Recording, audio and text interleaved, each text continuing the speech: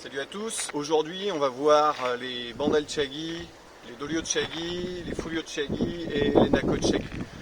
Dans un premier temps, ce que je vous propose, c'est des apports un petit peu théoriques sur ces 4 différents coups de pied. Dans un second temps, on verra ce que sont les mouvements dans ces coups de pied. Et dans un troisième temps, on aura quelques exercices pour mettre tout ça en application. Un coup de pied différent amène à des trajectoires différentes. Le premier coup de pied, c'est Bandal-Chagi. Ce qu'il faut savoir, c'est que Bandal-Chagi, c'est une diagonale qui va du bas vers le haut. Je vais partir sur une position, peu importe que ce soit une position de combat, votre Apsugi, votre Apku. Vous allez juste vous amuser à faire une diagonale. Il faut comprendre que le Bandal-Chagi, c'est un coup de pied qui vient passer potentiellement sous une garde. On va venir le frapper ici.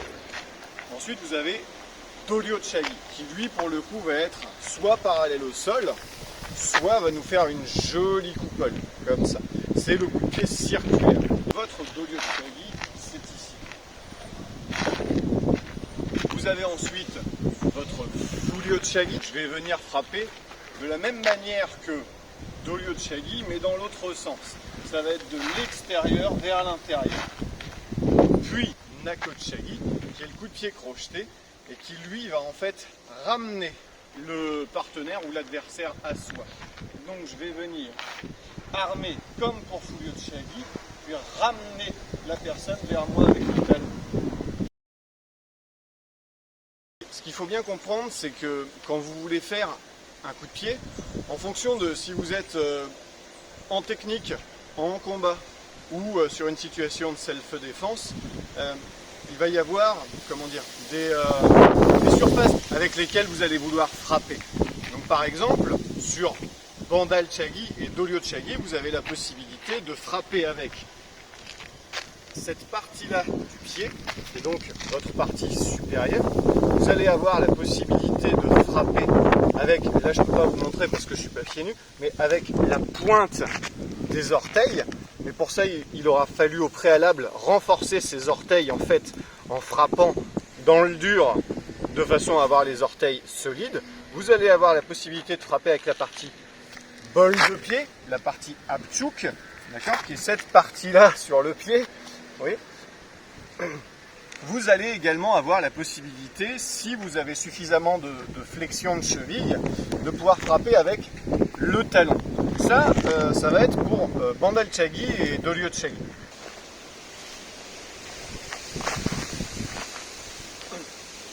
Bandal-Chagi avec le dessus du pied, puis ensuite Dolio-Chagi avec le dessus du pied, Bandal en diagonale, le Dolio, je vais venir le frapper là.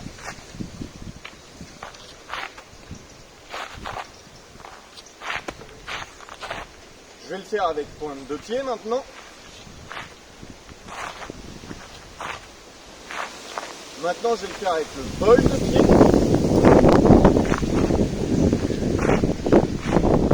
Et maintenant, avec le talon.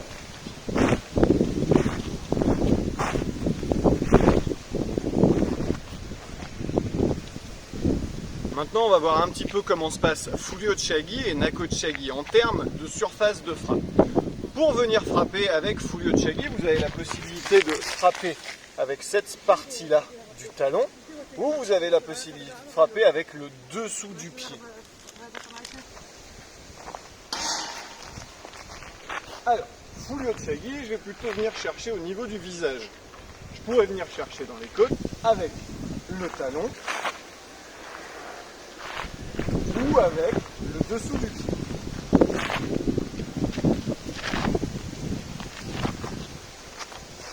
Sur cette première partie, ce qu'il faut retenir, c'est les trajectoires et donc les surfaces de frappe. Quand vous commencez à imaginer que vous allez mettre un coup de pied, que ce soit en pouncé ou que ce soit en combat, essayez de penser quelle trajectoire vous voulez faire et avec quelle partie de votre pied vous voulez frapper.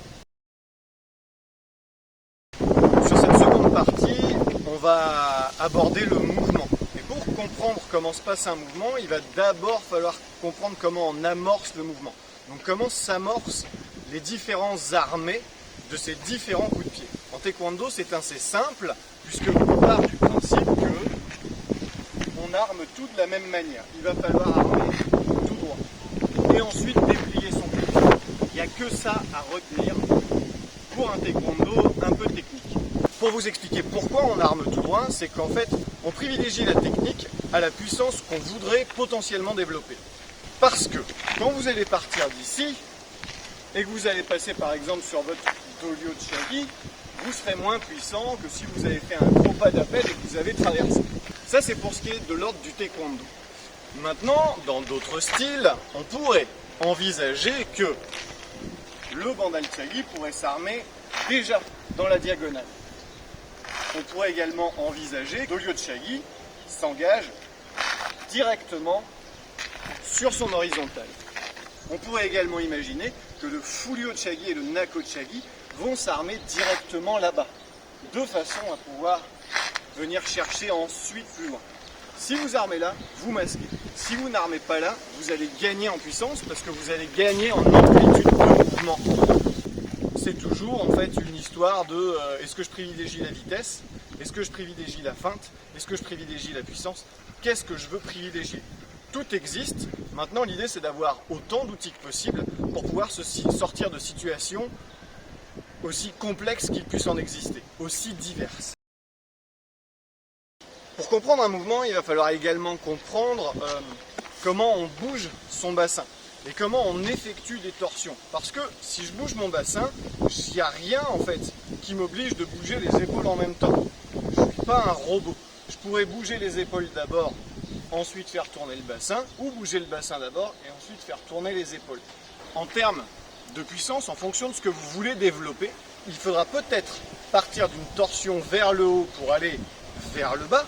Typiquement, box taille, j'amorce mon mouvement, je mets une grande torsion dans les épaules et ensuite j'envoie le bassin pour finalement envoyer la jambe. Et là j'ai un coup de pied très puissant. Ou sinon partir sur des coups de pied de taekwondo où je vais armer, lancer le bassin, continuer de regarder en face et ensuite balancer les épaules. Ce qui donnera un coup de pied moins puissant mais plus masqué. Votre bassin, en fonction des coups de pied que vous allez vouloir effectuer, il ne fait pas les mêmes mouvements. Quand vous voulez partir sur Bandal Chagi, votre bassin il est censé déjà faire une diagonale. C'est ce mouvement-là. Là, je le grossis parce qu'il n'est pas question de se dire je vais pousser les fesses en arrière et ensuite je vais aller monter, mais c'est de se dire que le mouvement du bassin, c'est celui-ci. Armer et venir frapper. Votre Doryo Chagi, quand vous allez vouloir l'envoyer, le mouvement du bassin, ça va être celui-ci. Il effectue juste une torsion. Je vais lever le genou et ensuite tirer, tourner le bassin pour envoyer mon coup de pied. Quand je vais vouloir faire Furyo Chagi ou Nako Chagi, il va falloir que j'aille dans l'autre sens. C'est la même chose que Doryo, mais en partant de l'extérieur vers l'intérieur. Mais mon bassin, il bouge. Il est en permanence en mouvement, ce bassin. Si je veux le verrouiller, j'ai le droit, mais il faut que je sache que je le verrouille. Si je veux qu'il soit libre, il faut également que je le sache, et il faut que je puisse libérer ce bassin afin de pouvoir avoir un maximum de mobilité et d'amplitude. Ce qui vous fera gagner de la distance, donc de la vitesse, par conséquent de la puissance. Maintenant, il y a plusieurs choses à savoir concernant le taekwondo spécifiquement. Il se pratique donc en compétition combat et en compétition technique. En fonction de la compétition sur laquelle vous allez vous retrouver, vous n'allez pas pouvoir faire les mêmes coups de pied. Parce que vos coups de pied, type compétition technique, par exemple, le Doryo Chagi qu'on voit souvent, ça va être un armé très droit, finalement une jambe qui se tend et une torsion du bassin ainsi qu'une rotation du pied. Tout ça va s'effectuer en même temps et on va aller verrouiller face à notre centre cette jambe. Et là vous avez donc votre coup de pied technique. Ce coup de pied technique, il est très intéressant à aborder pour comprendre comment on fonctionne de manière motrice, mais il va manquer d'un petit peu de puissance quand vous allez tomber face à quelqu'un en combat. Dès que vous passez en combat, vous allez devoir engager plus de puissance, il va donc falloir traverser, que ce soit le buste ou le visage de votre adversaire. Et à ce moment-là, soit on décide de privilégier la puissance, et on va donc passer directement là-bas, faire un coup de pied très large et venir frapper très loin, et on va essayer de traverser la personne, soit on décide de privilégier la vitesse, mais malgré tout, en fait, après avoir masqué en armant tout droit, il va tout de même falloir traverser votre adversaire. Il n'est plus question à ce moment-là de faire comme en technique et de s'arrêter sur votre ligne. Si vous frappez quelqu'un sur cette distance-là, vous n'aurez jamais autant de puissance que si vous cherchez à le frapper sur cette distance-là. Pour travailler un petit peu les trajectoires, j'aime bien travailler soit avec les ceintures quand on a que ça, ou avec des bâtons. Donc avec Baptiste, là on a une ceinture, et il va simplement me faire une jolie diagonale à 45 degrés, comme ça, puis il va tenir. Moi, je vais venir juste faire mon armement, et ensuite vider, ça va être là, suivre cette ligne. J'arme, et je suis la ligne.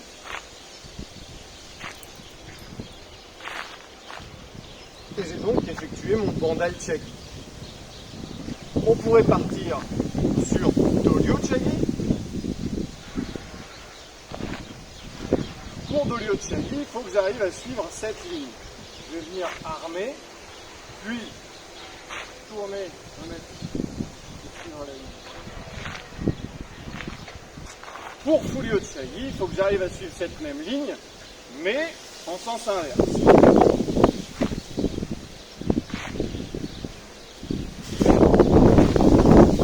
Nako chagi, il va falloir que j'arrive à suivre ici.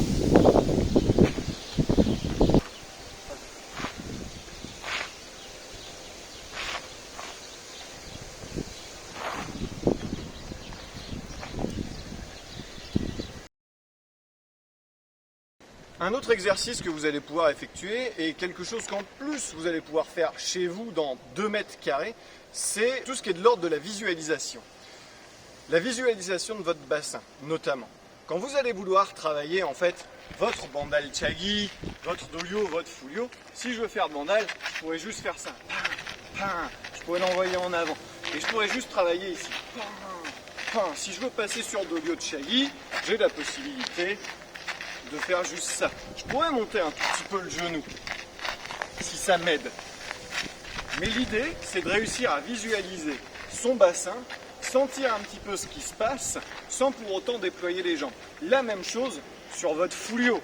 Vous êtes ici, sur votre nako, il faudra juste imaginer que vous ramenez un petit peu la jambe, mais sinon c'est la même chose. Je suis ici, nako chagi, bandal, dolio. Un autre exercice qui est un des incontournables, c'est de travailler très technique, donc d'aller verrouiller son coup de pied, pour essayer de sentir un tout petit peu ce qui se passe au moment d'une percussion. Percussion qui n'aura pas lieu, puisqu'à ce moment-là, on est dans le vide. Mais, de travailler en fait son bandal chagi et de le bloquer. De travailler dolio chagi et de le bloquer. De travailler son fulio chagi et de le bloquer. De travailler nako et de le bloquer.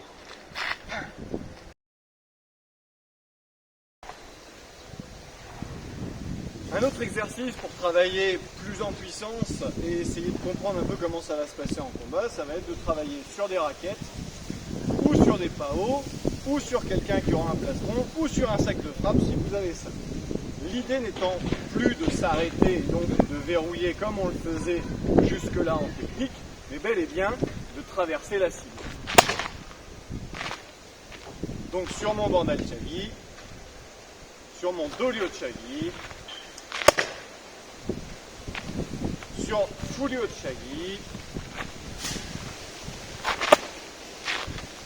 et sur votre nako chagi.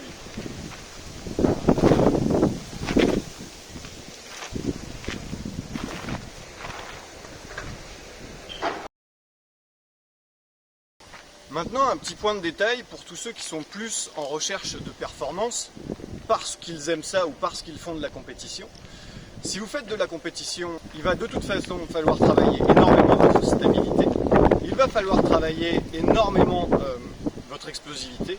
Il va falloir être de toute façon un peu puissant et souple partout. Il va falloir que vous trouviez des exercices pour renforcer vos fessiers. Il va falloir trouver des exercices pour renforcer vos ischios, vos quadris.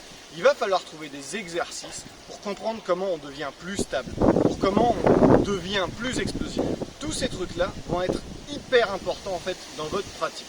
Si vous avez besoin de travailler un groupe musculaire spécifique, n'hésitez pas à m'envoyer un message. Si je commence à vous expliquer comment on muscle les fessiers, puis les ischios, puis les quadris, puis le tibial hante, puis les mollets, puis comment on assouplit ces divers groupes musculaires, et que je fais la même chose pour le haut du corps, je vais vous faire une vidéo en fait de musculation et de stretching qui va durer 1h30. Et c'était pas l'idée de cette vidéo. Là, je voulais qu'on revienne sur quelles étaient les distinctions de ces différents coups de pied. Maintenant, si vous voulez travailler spécifiquement pour de la compétition, on peut parler de programme. Mais ce sera une autre vidéo où ce seront des questions un peu plus ponctuelles auxquelles je répondrai au cas par cas. Parce qu'il est possible également que vous vouliez travailler votre cardio, et il est possible de travailler son cardio avec tous ces différents coups de pied. Il est possible de mixer ces coups de pied. Il y a des millions d'exercices qui existent. Le truc, c'est que je ne peux pas tout aborder en une vidéo très courte que peu de personnes auront le courage de regarder jusqu'au bout.